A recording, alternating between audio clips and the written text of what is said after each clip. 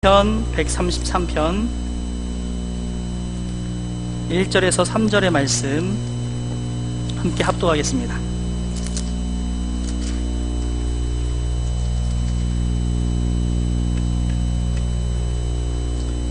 시편 134편 함께 합독합니다. 보라, 시작. 보라, 밤에 여호와의 성전에 서 있는 여호와의 모든 종들아,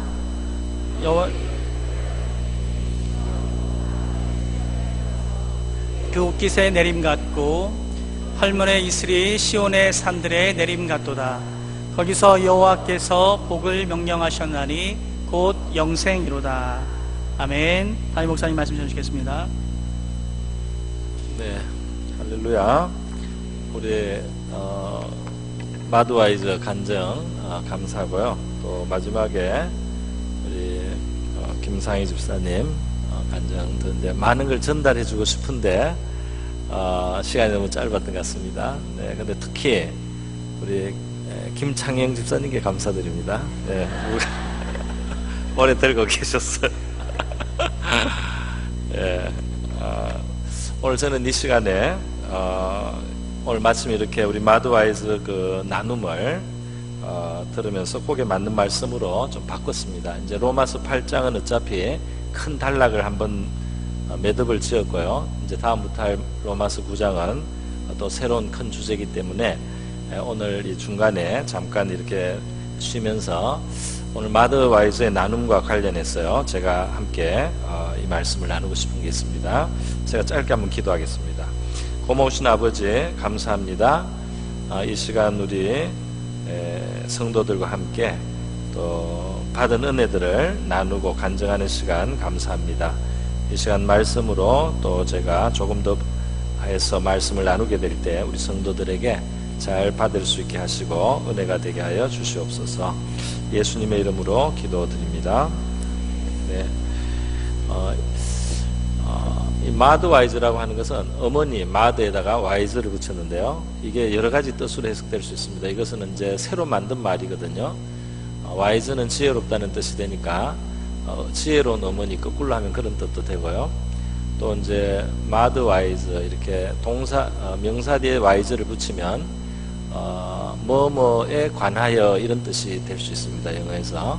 그래서 어머니에 대하여 이렇게도 될 수 있고요, 또 어머니처럼 이런 뜻도 됩니다. 그러니까 그 뜻이 이제 굉장히 복합적으로 가진 것인데, 이게 뭐냐 하면은 제가 마드와이즈 시작할 때 또 마칠 때 가서 책을 보기도 하고 또 간증을 듣기도 하고 이렇게 쭉 해왔는데요, 이게 뭐냐 하면은 결국은 우리 성경의 진리, 복음의 말씀인데 특별히 어머니들에게 초점을 맞춘 겁니다. 그러니까 아내와 어머니의 자리에 있는 그런 우리 여성들에게 하나님의 말씀, 아주 제일 필요한 말씀들을 모아서 이제 그 한 권씩으로 나와 있어요. 이분들이 지금 2016년부터 해가지고 3권을 하셨어요. 그래서 원래 이렇게 수료식을 특별히 하게 됐는데요, 이 간증을 제가 그때 들을 때마다 감사를 드렸습니다. 왜냐하면요, 오늘 이 시편 133편에 나오는 말씀도 있지만은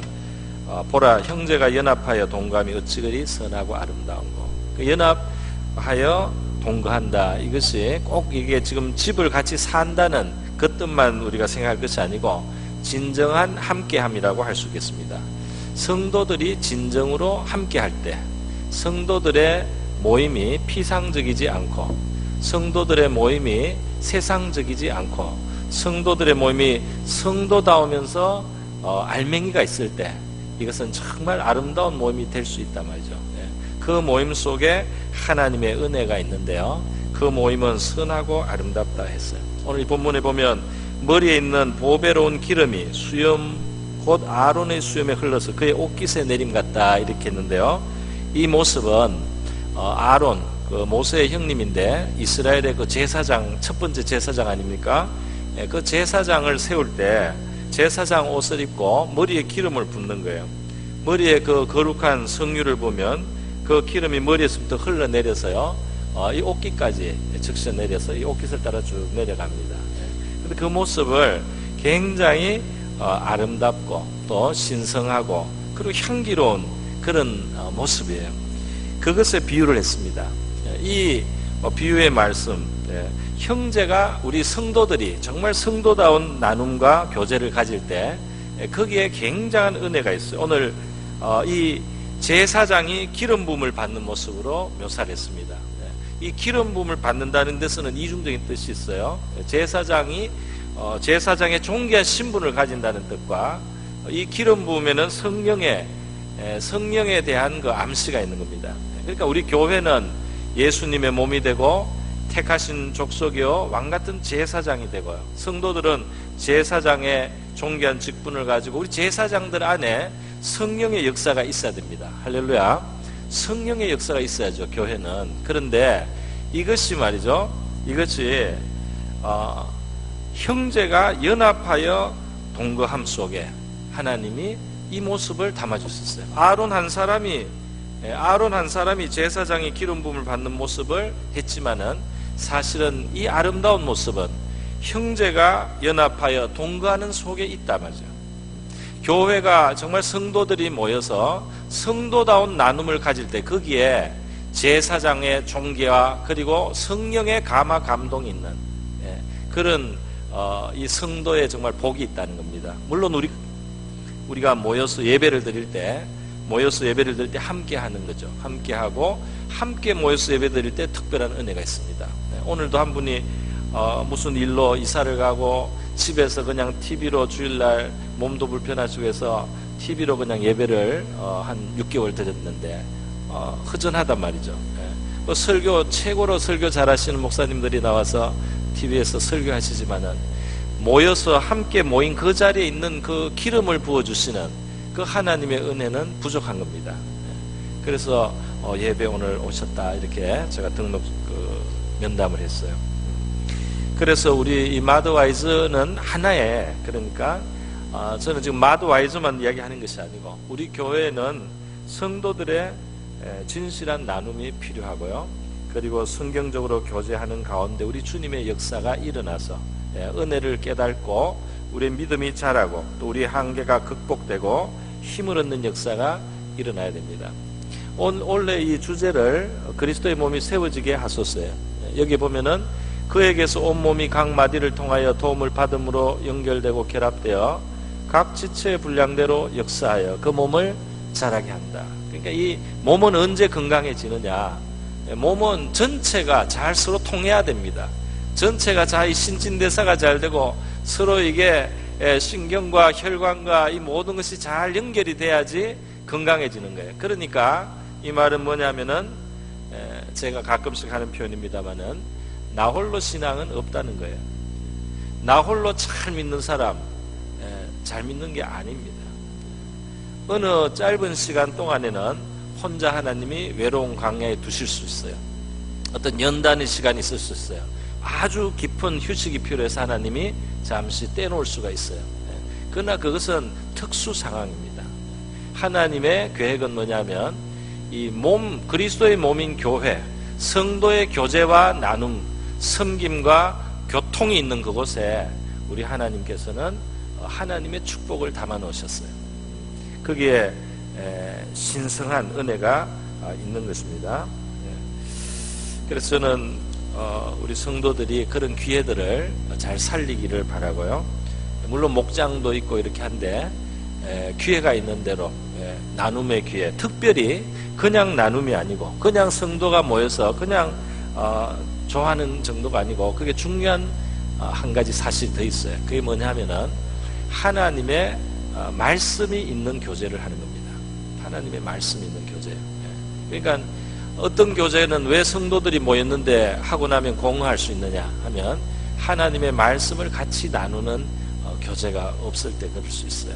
같이 재밌게 물론 뭐 운동도 할 수 있고 즐거운 시간을 가질 수 있지만 우리 성도로서 누릴 수 있는 최고의 은혜는 하나님의 말씀이 같이 있는 교제를 할 때 거기에 정말 성도만 누릴 수 있는 그런 축복이 있다는 사실입니다. 그 말씀을 나누고 깨달은 것을 가지고 서로 기도해 주는 거죠. 서로 기도해 줘야 돼요. 그래서 교회, 이 신약 교회는 바로 이러한 모습으로 지어지라고 하나님께서 의도하신 겁니다. 그래 그거는 중요해요. 그래서 물론 어떤 사람은 아직까지 믿음이 아주 초보이거나 아직 하나님에 대한 확신이 없거나 이래서 교회를 조금씩 다니기 시작할 수 있어요. 그런 사람들한테 막 강요할 수는 없습니다.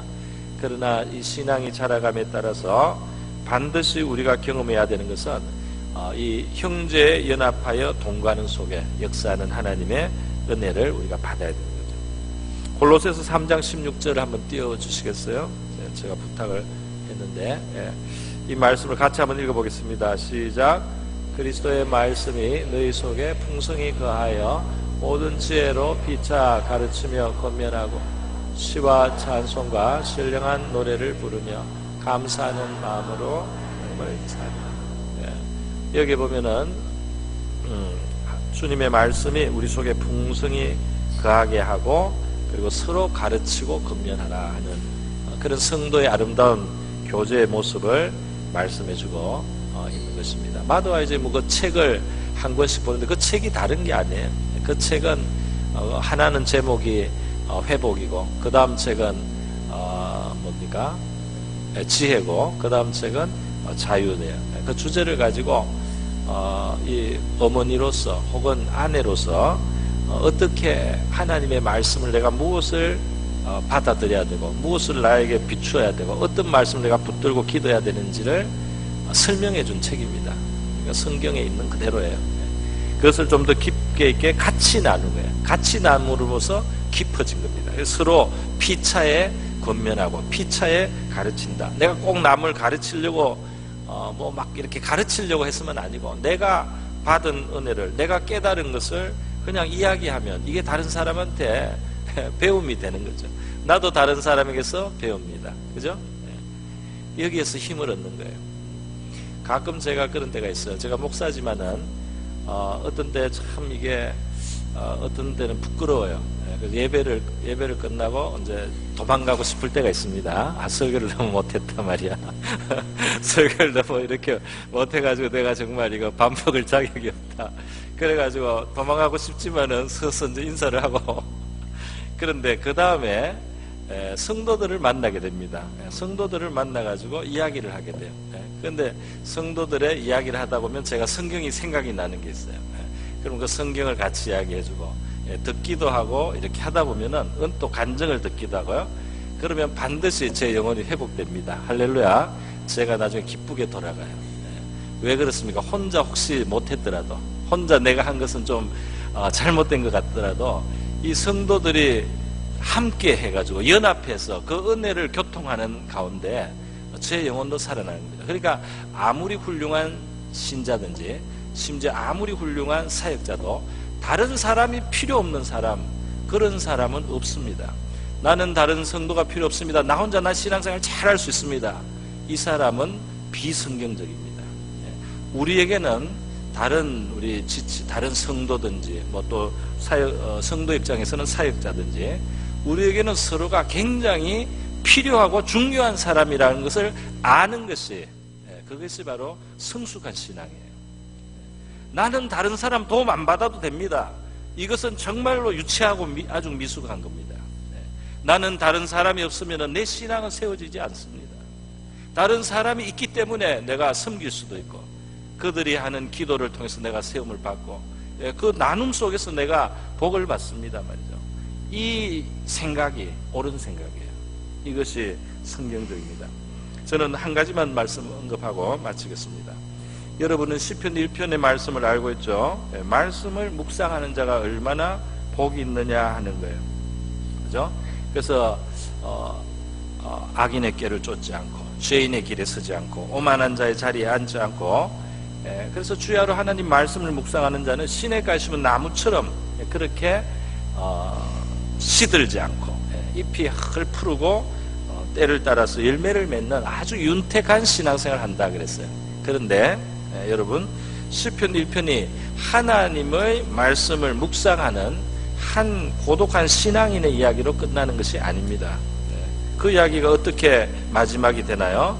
그 마지막은 악인들은 심판을 견디지 못하며 죄인들이 의인들의 모임에 들지 못하며 그렇게 되어 있어요. 그 의인들의 모임이라는 그 하나님의 말씀을 묵상하고 그 묵상한 말씀을 따라 살기를 원하는 그 사람들의 모임에 대해서 이야기하고 있는 겁니다. 그렇지 않습니까? 그러니까 우리 신앙은 개인적으로 은혜 받고 묵상하고 말씀에서 감화받고 이렇게 하지만은 성도들, 하나님을 믿는 의로운 믿음의 사람들, 하나님 앞에서 의롭다함을 받는 그 백성들이 모여서 교제하고 교통하고 진정한 나눔이 있는 바로 거기로 돼야지 온전한 모습이 되는 것이라고 할 수가 있겠습니다. 그래서 우리는 교회 안에서요, 물론 목장의 모임이라든지 또 앞으로 있을 여러 가지 필요한 은혜 받는 모임들을 우리 성도님들은 잘 활용을 하시고, 또 이 자리에 계신 분들은 대체로 그런 분들이 많지만은 혹시 또 그렇지 않은 분도 있을 수 있기 때문에 말씀을 드립니다. 교회라는 것이 무엇입니까? 이 교회는 하나님의 말씀을 중간에 두고 성도들이 진정한 나눔을 갖는 것입니다. 자기 이야기를 하고 자기의 잘난 것을 자랑하는 것이 중요한 게 아니에요. 너무 자랑하는 사람이 있으면 은혜가 안 되죠, 사실은. 왜냐하면 그게 말씀 앞에 선 자세가 아니에요. 우리 부족함을 나누는 거죠. 하나님 말씀이 이런데 이렇게 가기를 원하는 그 마음을 서로 나누는, 그리고 서로를 위해서 기도해 주는 거죠. 그렇게 말씀이 있고 나눔이 있고 기도가 있는 그곳에, 그러면 그곳에 격려가 있고 사랑이 있는데요, 주님은 그런 곳에 역사하십니다. 그런 곳에 주님이 역사하셔서 치료가 일어나는 거예요. 그리고 성령이 변화시켜 주시는 거예요. 내 혼자 남보다 나는 잘 믿는 사람입니다, 이렇게 하려고 이를 악물고 기도해도 거룩해지지 않습니다. 다른 성도들을 이해해주고 사랑해주고 거기에서 은혜를 받으면서 자라는 사람이 정말 신앙의 발전을 하는 거예요. 나는 다른 사람하고 나눌 수준이 아닙니다. 나는 이미 은혜를 많이 받았거든요. 이렇게 나가면은 더 이상 아무 일도 일어나지 않아요. 다른 사람에게 귀를 열고 피차에 권면하며 가르치라는 말씀 골로새서 나왔지 않습니까? 그죠? 다른 사람의 간정에서, 다른 사람의 깨달음에서 나에게 주시는 하나님의 말씀이 있다는 사실을 그렇게 기대하고 듣는 바로 그런 신앙 속에서 우리의 믿음은 풍성해질 줄로 믿습니다. 초대교회의 모습을 나타내는 사도행전 2장 42절에도 마찬가지예요. 그들이 사도의 가르침을 받아, 이거는 말씀입니다. 그들이 말씀을 가지고 있어요. 그리고 서로 교제한다. 떡을 뗀다.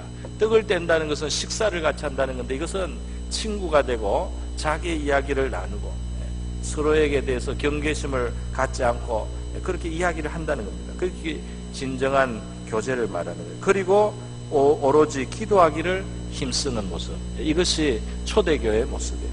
이 초대교회가 왜 흥황하고 왜 성령께서 많이 역사했느냐 했을 때요, 바로 이런 모습이 있었다. 우리 마드와이즈는 오늘 다 흰옷을 입고 오셨는데요, 너무 특별하게 이렇게 보였는지 모르겠지만 사실은 특별한 게 아니고 말씀이 있는 성도들의 나눔과 교제의 자리였다.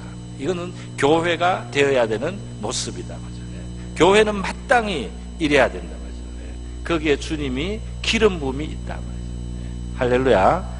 그래서 시편 133편 맨 마지막에 주님께서, 여호와께서 거기에 복을 명령하셨나니 곧 뭐라고요? 영생이로다. 그래서 영원한 생명의 기쁨이 그곳에 있게 된다. 우리 교회가 이런 면에서 계속해서 더 발전해 나가고요, 세워지기를 주님의 이름으로 축원합니다. 우리 다 함께 바로 이런 교회가 되게 하옵소서. 우리 다 같이 한번 기도하겠습니다.